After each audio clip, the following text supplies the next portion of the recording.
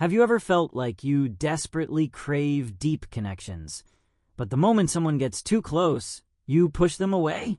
If you're an INFJ, this probably sounds all too familiar. But why do INFJs sabotage their own relationships and later regret it? Let's dive deep into the psychology behind this INFJ paradox. INFJs are known for their depth, empathy, and strong desire for meaningful connections. However, despite their longing for intimacy, they often find themselves distancing from others, sometimes without even realizing it. This contradiction can create intense loneliness and regret, leaving INFJs wondering why they act against their own desires. Understanding why this happens is key to breaking the cycle.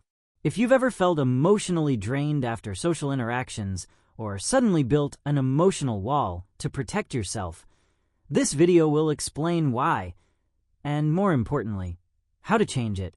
INFJs struggle with emotional closeness, even though they crave it.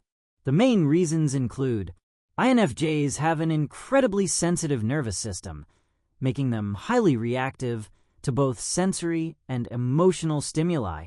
Their dominant cognitive function, introverted intuition and I, constantly absorbs information beneath the surface, while their auxiliary function, extrovert feeling, Fey, picks up on the emotions of those around them.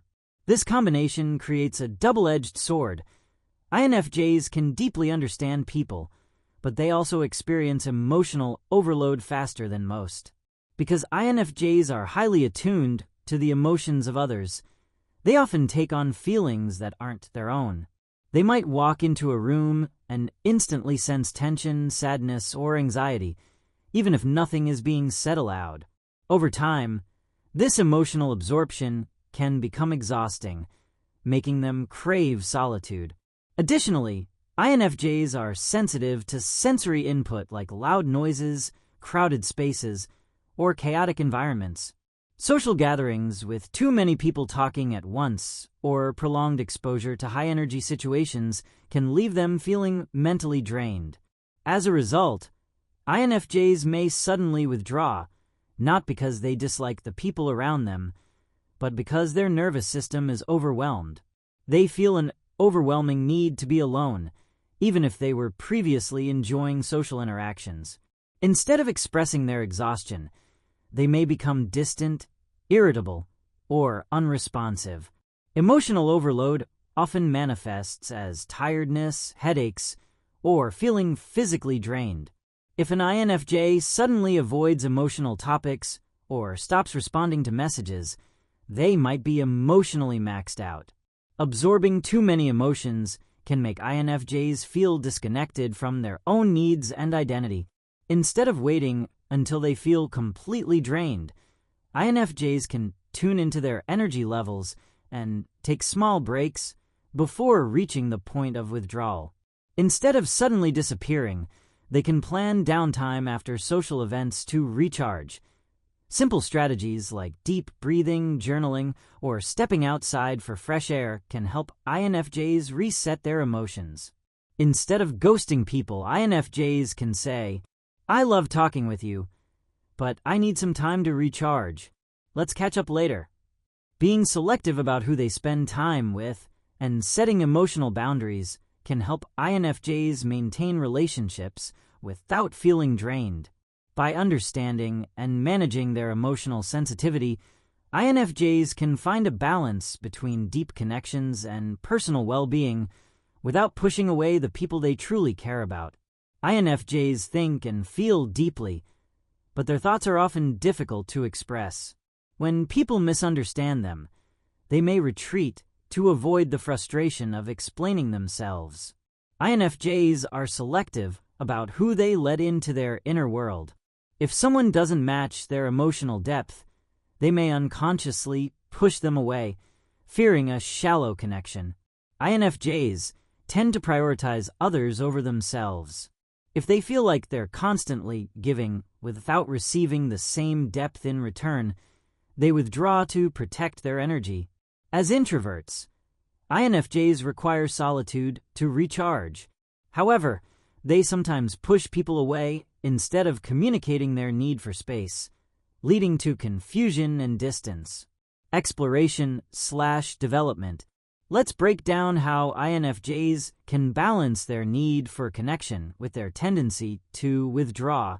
1. Recognizing emotional overload.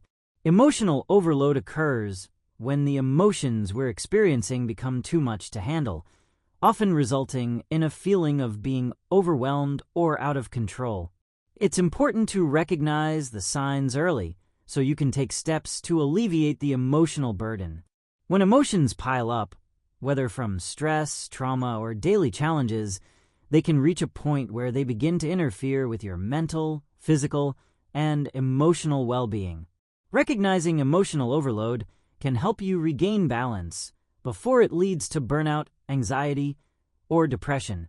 Below is a more comprehensive breakdown of the various ways emotional overload manifests. Our bodies are deeply connected to our emotional state. When we're overwhelmed, our body often sends signals that we're carrying too much emotional weight. Emotional stress is draining, and when emotions aren't processed properly, it can result in chronic fatigue. This doesn't necessarily mean you're physically tired, but rather emotionally drained, and this can happen even after a good night's sleep. Difficulty falling asleep, staying asleep, or waking up feeling unrest is a common sign of emotional overload. Anxiety, racing thoughts, and heightened emotions can disrupt sleep patterns and lead to insomnia. Chronic emotional stress can result in physical tension in the form of headaches, neck or shoulder pain, or other bodily discomforts. This is often a response to stress hormones like cortisol and adrenaline. Prolonged emotional overload can upset your digestive system. Symptoms like nausea, indigestion, stomach cramps, or changes in appetite, either eating too much or too little, can occur. Stress can interfere with gut health and disrupt normal digestive processes. When the emotional burden becomes too much, the immune system can weaken, leaving you more susceptible to illnesses such as the common cold, flu, or other infections. Stress can also exacerbate pre-existing conditions like autoimmune diseases. When emotional overload kicks in, it affects our cognitive abilities, such as our thinking, memory, and concentration. This can make daily tasks feel more challenging. One of the first signs of emotional overload is struggling to stay focused. Whether it's at work, school, or even during casual activities, you may find it hard to concentrate. Thoughts might feel scattered or disjointed, making it hard to finish tasks. Emotional stress can interfere with the brain's ability to form or retain memories. You might forget things that are important, misplace items, or struggle to recall information that you would usually retain without issue. If your mind is constantly spinning and racing through thoughts, this is a key sign of emotional overload. You may have a constant stream of worries, anxieties, or unresolved emotions taking up your mental space, making it difficult to focus on the present moment. Even when you haven't physically exerted yourself, your mind may feel exhausted from the emotional weight you're carrying. This mental fatigue can impair your ability to think clearly, solve problems, or make decisions. When you communicate your limits to others, it fosters mutual respect. People will better understand your needs and preferences, which encourages healthier, more balanced interactions.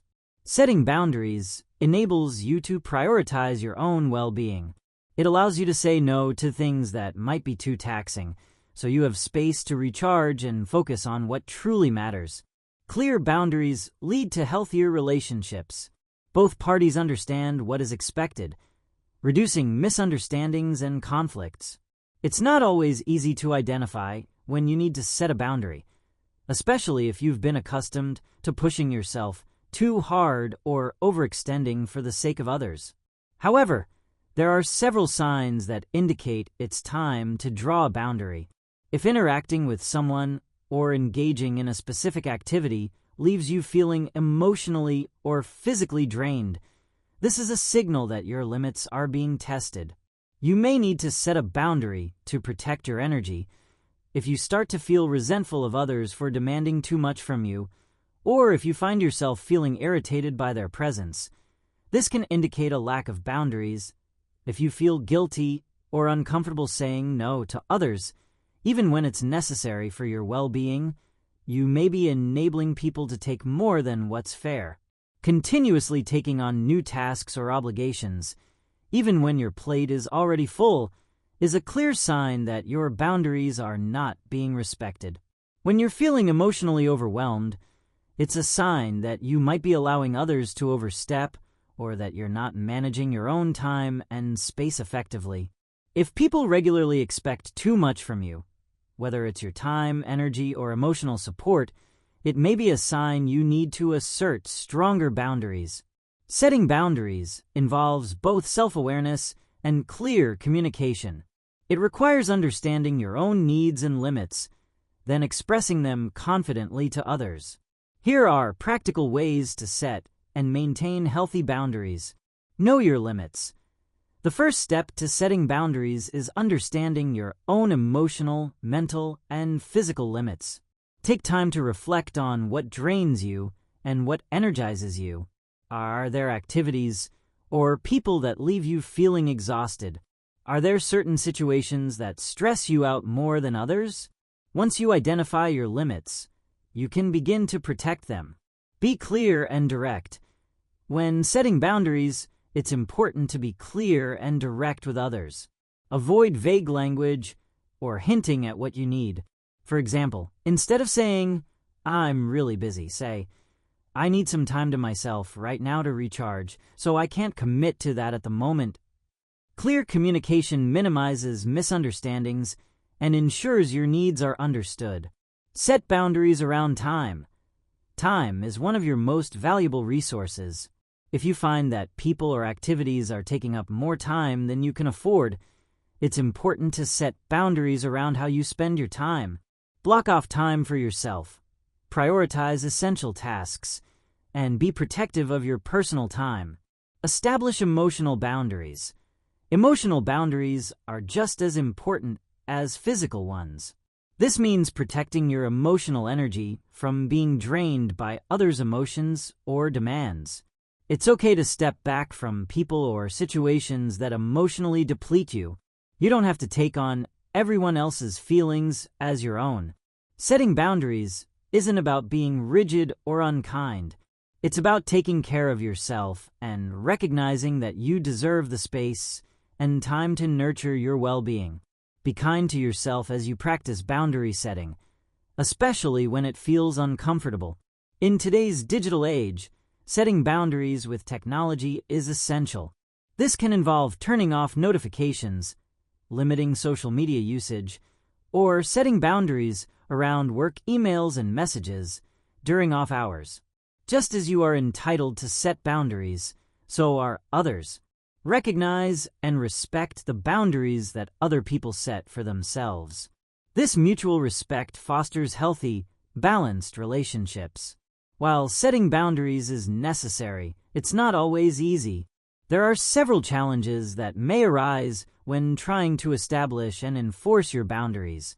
Feeling guilty about saying no is common, especially if you're someone who tends to please others. You might fear disappointing others or feel selfish for taking time for yourself. However, it's important to remember that boundaries are necessary for maintaining your well-being, and taking care of yourself benefits everyone in the long run. Setting boundaries might lead to confrontation or disagreement, especially if others are used to you always being available. While this can be uncomfortable, it's important to stand firm in your needs. Respectful communication can prevent conflict and help others understand where you're coming from. You may worry that setting boundaries will cause people to reject you or see you as unkind or distant. However, healthy boundaries are essential for healthy relationships. Respecting your own needs encourages others to do the same, and ultimately leads to more authentic and meaningful connections. As you practice setting boundaries, you gain confidence in your ability to advocate for yourself. This leads to a stronger sense of empowerment and self-assurance. Setting healthy boundaries is a form of self-respect and an essential skill for maintaining emotional well-being. Rather than pushing people away or retreating into isolation, healthy boundaries allow you to communicate your needs effectively, protect your energy, and nurture more balanced relationships. When you practice setting and respecting boundaries, you foster an environment where both you and the people around you can thrive. Would you like more practical tips on how to set specific types of boundaries, or perhaps guidance on dealing with pushback when setting them? INFJs push people away because they feel overwhelmed, misunderstood, or emotionally drained. However, by recognizing these tendencies and developing better communication skills, they can maintain deep, meaningful relationships without unnecessary isolation. The key is balance, understanding when to take space without completely shutting others out. Now it's your turn. Have you ever pushed someone away and regretted it later? What strategies have helped you maintain relationships as an INFJ? Share your thoughts in the comments. And if you want more insights into the INFJ personality, check out our other videos on personal growth and relationships.